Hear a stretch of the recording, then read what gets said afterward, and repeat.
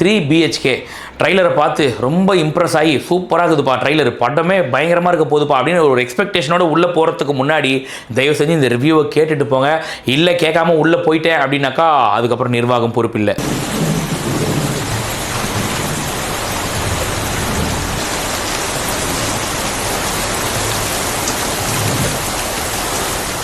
Three BHK படத்தோட கதை என்ன அப்படின்னு பார்த்தீங்கன்னா, படத்தோட கதாநாயகனான சித்தார்த்து அவரோட அப்பாவாக வராரு சரத்குமார் அவர்கள். அவங்களோட ஒரு ஃபேமிலி 4 பேர் கொண்ட ஒரு ஃபேமிலி. சரத்குமார் அவர்கள் வந்து ரொம்ப ஒரு மிடில் கிளாஸ் ஃபேமிலியாக தான் இருக்காரு. அவர் வந்து பார்த்தீங்கன்னா நிறைய வீடு மாறிக்கிட்டே இருக்கார். ஆக்சுவலாக நிறைய அசிங்கங்கள் கஷ்டங்கள் எல்லாமே படுறாப்புல. ஸோ உடனே என்ன பிளான் பண்ணுறாரு அப்படின்னாக்கா, ஒரு சொந்த வீடு வாங்கியே ஆகணும் அப்படின்னு சொல்லிட்டு அவர் சின்ன வயசுலேருந்து கொஞ்சம் சிறுக சேர்த்து வச்சது ஒரு 7.5 லட்ச ரூபா வச்சிருக்காப்புல.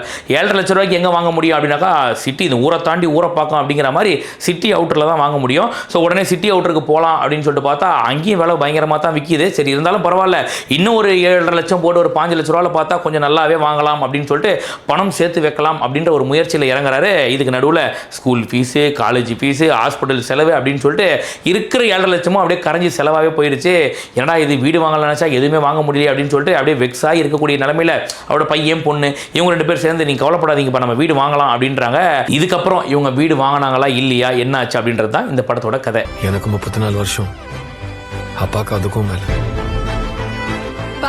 நம்ம ஃபியூச்சர்ல வீடு கட்டுறப்போ பெரிய வீடாக கட்டுறோம். படத்தோட ஒரு பெரிய பாசிட்டிவ் என்ன அப்படின்னு பார்த்தீங்கன்னா, படத்தோட மியூசிக். ஆக்சுவலாக ஒரு மட்டமான சீனை கூட பார்த்தீங்கன்னா அந்த மியூசிக் மூலியமாக நம்மளை ஈர்த்து உட்கார வைக்கிற அளவுக்கு ஒரு மியூசிக்கோட ஒர்க் அங்கே இருக்குது. ஸோ படத்தோட பாசிட்டிவ் பெரிய பாசிட்டிவ், அதாவது மியூசிக் இல்லைனா இந்த படம் ஒன்றுமே இல்லை அப்படிங்கிற மாதிரி சொல்கிற அளவுக்கு மியூசிக் ஒரு பெரிய இம்பாக்ட் கொடுத்துருக்கு. உண்மையிலேயே சொல்கிறேன், இந்த மியூசிக் டைரக்டருக்கு ஒரு பெரிய ஸ்கோப் இருக்குது உண்மையிலேயே சொல்லணும். ஏன்னா நல்லா படம் பார்க்கும்போது அப்படி யார் இந்த மியூசிக் டைரக்டர் அப்படின்னு எடுத்து பார்க்குற அளவுக்கு இருந்ததுன்னா பார்த்துக்கோ, மியூசிக் படத்துக்கு ஒரு செம்ம பாசிட்டிவ் செம்ம ஒருத்தர். நிறைய பேர் இந்த படத்தை பிடிச்சிருக்குன்னு சொல்லிட்டு வராங்கன்னா அதுக்கு ஒரு பெரிய காரணம் மியூசிக்காக மட்டும்தான் இருக்கும். அதே மாதிரி படத்தில் வரக்கூடிய நடிப்புகள், அந்த குடும்பத்தோட நடிப்பாக இருக்கட்டும், இந்த குடும்பத்துக்கு கூட பழகக்கூடியவங்களோட நடிப்பாக இருக்கட்டும், ஆக்டிங் பொறுத்த வரைக்கும் எல்லாருமே ரொம்ப நீட்டாக ரொம்ப சூப்பராக பண்ணியிருந்தாங்க. அதே மாதிரி சினிமாட்டோகிராஃபி, சிட்டியில் இருக்க அந்த லொக்கேஷன்ஸ் எல்லாம் காட்டுறது, பல்லாவரமாக இருக்கட்டும், அந்த வேலைச்சேரியாக இருக்கட்டும், ஊரப்பாக்கம் கூடுவாஞ்சேரி, இந்த மாதிரி சினிமாட்டோகிராஃபியோட லொக்கேஷன்ஸாக இருக்கட்டும், இதுவுமே படத்துக்கு ஒரு பெரிய பாசிட்டிவாக தான் இருந்துச்சு. நம்ம கிட்ட பணம் இருக்கா இல்லையான்னு நம்ம அக்கௌண்ட்டை பார்க்க வேணாம், நம்ம பாடி லாங்குவேஜை பார்த்து எடை போடுவாங்கப்பா. இப்போ படத்தோட பிரச்சனை என்ன அப்படின்னு பார்த்தீங்கன்னா, இந்த படத்தோட கோர் பிளாட் அப்படின்னா வீடு வாங்குறது. அதாவது ஒரு சொந்த வீடு எப்படியாவது வாங்கி ஆகணும் அப்படிங்கிறது தான் இந்த படத்தோட கோர் பிளாட்டு. ஆனால் இந்த படத்தோட கதை வந்து இந்த வீட்டை தாண்டி எங்கெங்கேயோ சுற்றிட்டு இருக்கு. பையன் வந்து எக்ஸாம் எழுதுனா, எக்ஸாமில் பாஸ் ஆனால் தான் வீடுங்கிற மாதிரி கொண்டு போகிறாங்க. அதாவது அவருக்கு ஒரு வேலை கிடைச்சா தான் அந்த ஆஃபர் லெட்டரை வச்சு நாங்கள் பணம் கொடுப்போம் அப்படின்னு சொந்தக்காரர் ஒருத்தர் சொல்கிறாரு அப்படின்னு சொல்லிட்டு, அதாவது இந்த படத்தில் வீடு வாங்கணும் அப்படின்றது தான் ஒரு கோர் பிளாட்டு. ஆனால் இந்த வீடு எப்படி வாங்குறாங்க, அதுக்காக என்னென்ன கஷ்டப்பட்டாங்கன்றது காட்டுறதை தாண்டி இந்த வாணி ராணி சீரியல், மெட்டி ஒலி கோலங்கள் சீரியல் பார்த்த மாதிரி அப்படியே வள இழுத்து எங்கெங்கேயோ டிராவல் ஆனது இந்த படத்துக்கு ஒரு பெரிய நெகட்டிவா போச்சு. அப்பா மாதிரி ஆயிராத, என்ன மாதிரி ஆயிராதப்பா. நீங்க டிராவிட் ஃபேன் பா, நான் தோனி ஃபேன். அதே மாதிரி படத்தில் பேங்க் லோன் அப்படிங்கிறாங்க. விஜய் மல்லையா கூட அத்தனை பேங்க் ஏறி இருப்பாரான்னு தெரியல. ஆனால் இவங்க வந்து யாராவது பேங்க் இல்லை, எல்லா பேங்க் பெட்ரோல் பேங்க் முதல் கொண்டு ஏறிட்டாங்கன்னா பார்த்துக்கோங்க. அந்த மாதிரி வந்து இவங்க காட்டுறது பூராவே கொஞ்சம் லாஜிக்கலாக இடிக்குது நமக்கு. நீங்கள் பார்த்தீங்கன்னா பேங்க் லோன் சாங்ஷன் ஆயிடுச்சு வீட்டுக்காக, ஹவுஸ் லோன் அப்படின்னு சொல்கிறாங்க. அந்த ஹவுசிங் லோனை வாங்கி கல்யாணம் பண்ணுறாங்க. அப்போ பேங்க்கில் ஹவுசிங் லோன் கொடுக்குறவங்க வீட்டு பத்திரத்தை வாங்கி வச்சுக்க மாட்டானா, இந்தாப்பா லோனை வச்சுக்கப்பா அப்படின்னு சொல்லிட்டு கொடுத்துருவாங்களா. அதே மாதிரி இவங்க இந்த காட்டுற சீன்ஸ் எல்லாம் பார்த்தீங்கன்னா ஒரு கல்யாணம் ஆயிடுச்சு அப்படின்றாங்க தங்கச்சிக்கு. அது எப்படி ஆகுனா வாழை மரம் காஞ்சி தொங்கும், உடனே கல்யாணம் முடிஞ்சு போச்சு அப்படின்னாங்க. எப்படி இருந்துச்சு நம்ம முன்னாடி எல்லாம் பழைய படங்கள்லாம் பார்க்கும்போது இந்த ஃபர்ஸ்ட் நைட் எப்படின்னாக்கா பூவை வச்சு ஆட்டுவாங்க பார்த்துருக்கீங்களா, அப்படி ஆட்டினாங்கன்னா ஃபர்ஸ்ட் நைட் முடிஞ்சு போச்சுன்னு. அந்த மாதிரி வாழை மரம் காஞ்சி தொங்குச்சுனாக்கா கல்யாணம் முடிஞ்சு போச்சு. சரி ஹீரோவுக்கு எப்படா கல்யாணம் ஆச்சு அப்படின்னாக்கா, அதான் கொரோனா வந்துச்சுல்ல, ஒரு 3 வருடங்களுக்கு பிறகு சில வருடங்களுக்கு பிறகு நாங்கள் போட்டோம்ல, அதுக்குள்ள கல்யாணம் ஆகி போச்சு அப்படிங்கிறாங்க. அந்த மாதிரி எதெல்லாம் படத்துக்கு தேவை இதெல்லாம் கொஞ்சம் காமிச்சிருக்கலாம், எமோஷனலாக கனெக்ட் பண்ணிருக்கலாம், கொஞ்சம் காமெடியாக ட்ராவல் பண்ணியிருக்கலாம்னு பல விஷயங்கள் இந்த படத்தில் தேர்த்தி இருக்க முடியும். ஆனாலும் இவங்க என்ன பண்ணுறாங்கன்னா, வீடு வாங்கணும், அதை எப்படியாவது வாங்கணும் அப்படின்னு சொல்லிட்டு இவங்களுக்கு என்னென்ன கைக்கு வந்தோ எல்லாத்தையும் டைரக்டர் உட்காந்து எழுதி தள்ளியிருக்காப்புல. இது எல்லாத்தையும் உட்காந்து நம்ம பார்க்குற மாதிரி ஆகி போச்சு. அதே மாதிரி ரைட்டிங் அப்படின்னும் போது பார்த்தீங்கன்னா ஒரு ப்ராப்பரான ரைட்டிங் இல்லை இந்த படத்தில்.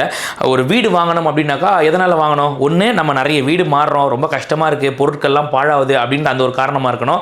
அதுக்கான காட்சிகள் படத்தில் வச்சிருக்கணும். அப்படி இல்லைன்னா ரெண்டாவது வந்து ஒரு ஹவுஸ் ஓனர் நமக்கு ரொம்ப ஒரு மாதிரி இழிவாக பேசுகிறான், ரொம்ப கௌரவ குறைச்சலாக இருக்குது நமக்கு, அதாவது நம்ம பொண்ணு பசங்கள்லாம் இருக்காங்கன்னும் போது ஒரு சேஃப்டி இல்லை அப்படின்னும் போது வேணாம்ப்பா நம்ம சொந்த வீடாக இருந்தால் தான் நமக்கு ஒரு உரிமை இருக்கும்ல அப்படின்ற மாதிரி அந்த மாதிரியான காட்சிகள் தான் இருந்திருந்தா படம் பார்க்குற நமக்கே ஆமாம்பா இவர் ஒரு வீடு வாங்குறதானப்பா. இப்போ தர்மதுரை அந்த மாதிரி படங்கள் இருக்கும், நம்ம விஜய் சேதுபதி படங்கள், அந்த படத்துலலாம் கூட ஹவுஸ் ஓனர் ஒரே டார்ச்சர் பண்ணுவாங்க. பார்க்கும்போது பார்த்தியா இந்த சிட்டியில் இருக்க ஹவுஸ் ஓனர்லாம் என்ன பண்ணுறாங்க அப்படின்னு சொல்லிட்டு யோகி பாபு பேசும்போது நம்ம உட்காந்து சிரிப்போம். அந்த சீனில் இருக்க தாக்கம் கூட இந்த 3BHK மொத்த படத்துலையும் இல்லை ஒரு சீனில் கூட அப்படிங்கிறது தான் நிதர்சனமான உண்மை. டேரக்டர் கிட்ட நான் கேட்குறேன், ஒரு கதையோட கோர் பிளாட் அப்படின்னும் போது வீடு வாங்குறது எப்படி, அதுக்கான பட்ட கஷ்டங்கள் அப்படி சொன்னால் பரவாயில்ல.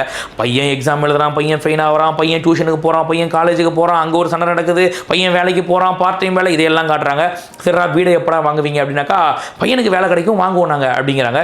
சரிங்க இதுக்கும் இந்த பொண்ணு கதைக்கும் என்னங்க சம்மந்தம்னாக்கா பொண்ணை கட்டி கொடுத்தோம், பொண்ணுக்கு பிரச்சனை, பொண்ணு டைவர்ஸ், திருப்பி பொண்ணு வேலைக்கு போகுது, பொண்ணு சம்பாரிச்சு வீடு வாங்குது, எங்கெங்கெல்லாம் இழுத்து வைக்க முடியுமோ அங்கங்கெல்லாம் டேரக்டர் இழுத்து வச்சிருக்காப்புல வளவளன்னு. என்னால முடியலன்னா என்ன, பிரபு இருக்கான், நான் தோத்தாலும் அவன் ஜெயிச்சிருவான். ஜெயிச்சிருவேன்ப்பா. மொத்தமாக இந்த 3BHK படம் எப்படி இருக்குது அப்படின்னு கேட்டிங்கனாக்கா என்னை பொறுத்த வரைக்கும் இந்த மெட்டி ஒலி கோலங்கள் இந்த மாதிரி நான் பல சீரியலில் டேரக்டர் உட்காந்து மொத்த எபிசோடையும் பார்த்து அதிலிருந்து ஒரு ரெஃபரன்ஸை எடுத்து நமக்கு மொத்தமாக ஒரு மெகா சீரியலே ப்ரெசென்ட் பண்ணியிருக்காருன்னு தான் சொல்லணும். இந்த படத்தோட கான்செப்ட் படி வீடு வாங்கினாங்களா இல்லையா, அதில் பட்ட கஷ்டங்கள் என்ன, எப்படி வாங்கினாங்க அப்படின்றத காட்டுவாங்கன்னு பார்த்தா எங்கெங்கே இழுத்துட்டு போய் வளவளன்னு வச்சு நம்மளை அப்படியே நீங்கள் பொறுமையாக பார்க்கக்கூடிய நபர்களாக இருந்தால் மட்டும்தான் இந்த படத்தை வந்து நீங்கள் பார்க்க முடியும். அப்படியே கூட நீங்கள் பாப்கார்ன் சாப்பிட்டு பொறுமையாக பார்ப்போம்பா அப்படின்னாக்கா பாப்கார்ன் கூட காலியாகுமே தவிர இந்த படம் முடிஞ்ச பாடு இருக்காது. அப்படி தான் போயிட்டு இருக்கு இந்த மொத்த படமே. ஃபேமிலி ஆடியன்ஸுக்கு வேணா இந்த படம் பிடிக்கிறதுக்கு கொஞ்சம் வாய்ப்பு இருக்கே தவிர இந்த பசங்களா யங்ஸ்டர்ஸாக அப்படி போனீங்க அப்படின்னாக்கா அவங்கள வச்சு செஞ்சு தான் இந்த படம் அனுப்போம். அதுக்கு 100% நான் கேரண்டி. இந்த வீடு கிடைச்சிட்டா அப்பா சந்தோஷப்படுவார்ல.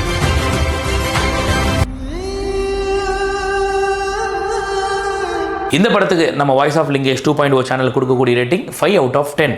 இந்த ரிவ்யூ பிடிச்சிருந்தா மறக்காம லைக் பண்ணுறது மட்டும் இல்லாமல் உங்கள் ஃப்ரெண்ட்ஸ்க்கும் ஷேர் பண்ணுங்கள். கருத்துக்கள் இருந்தால் கண்டிப்பாக கமெண்ட் செக்ஷனில் சொல்லுங்கள். இன்னும் நம்ம சேனலை சப்ஸ்கிரைப் பண்ணலையா, மறக்காமல் சப்ஸ்கிரைப் பண்ணிக்கோங்க. அப்போ தான் நம்ம போடுற வீடியோஸ் எல்லாம் உங்களை வந்து சேரும். இன்னொரு இன்ட்ரெஸ்டிங் வீடியோ சந்திக்கிறேன். Bye by.